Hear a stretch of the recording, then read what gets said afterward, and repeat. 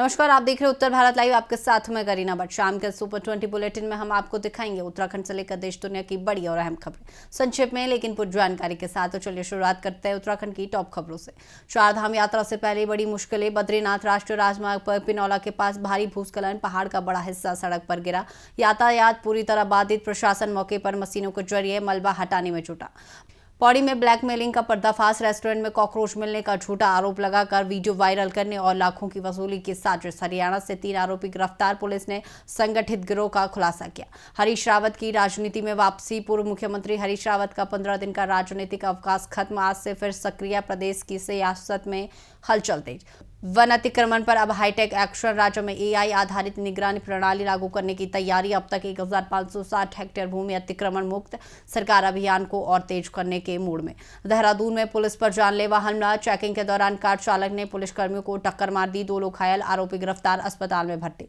अब रुक करते हैं देश की बड़ी खबरों का। अमित शाह का बड़ा चुनावी दाव। अमित शाह ने बंगाल विधानसभा चुनाव के लिए बीजेपी का भरोसे पत्र जारी किया। घोषणा पत्र में यूनिफॉर्म सिविल कोड लागू करने, गाय तस्करी पर सख्त कार्रवाई और कानून व्यवस्था मजबूत करने जैसे कई बड़े वादे किए गए।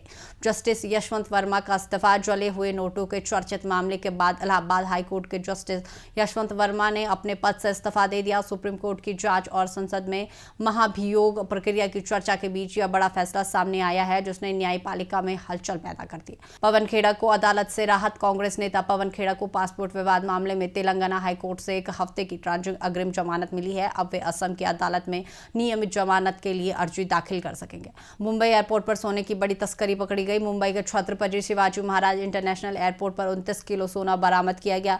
इस मामले में 26 केन्याई नागरिकों को गिरफ्तार किया गया। डीआरआई ने इससे एक बड़े अंतर्राष्ट्रीय तस्करी रैकेट से जोड़कर देखा। 3 राज्यों में रिकॉर्ड मतदान। असम, केरल और पांडिचेरी में हुए विधानसभा चुनाव में रिकॉर्ड मतदान दर्ज किया गया। भारी संख्या में मतदाताओं की भागीदारी ने लोकतंत्र के प्रति लोगों की उत्साह को दिखाया। बिहार में दिल दहला देने वाली वारदात। बाजवान में 42 वर्षीय व्यक्ति की बेरहमी से हत्या कर दी गई। आरोपी को मौके पर मौजूद भीड़ ने पीट कर मार डाला। इस घटना के बाद इलाके में तनाव का माहौल। पाली में संदिग्ध सामूहिक मौत। राजस्थान के पाली जिले में एक महिला और उसके 2 बेटों के शव मिलने से सनसनी फैल गई। पुलिस इसे आत्महत्या मानकर जांच कर रही है, लेकिन कई सवाल अभी भी अनसुलझे हैं। सबरीमाला घोटाले की जांच को और समय। केरल हाईकोर्ट ने सबरीमाला मंदिर से जुड़े घी घोटाले की जांच पूरी करने के लिए जांच एजेंसी को अतिरिक्त समय दिया है। फिरोजाबाद का चूड़ी उद्योग संकट में। गैस सप्लाई की कमी के चलते फिरोजाबाद का चूड़ी उद्योग बुरी तरह प्रभावित हुआ। भट्टियां बंद हो रही है और हजारों मजदूरों के सामने रोजगार का संकट खड़ा हो गया।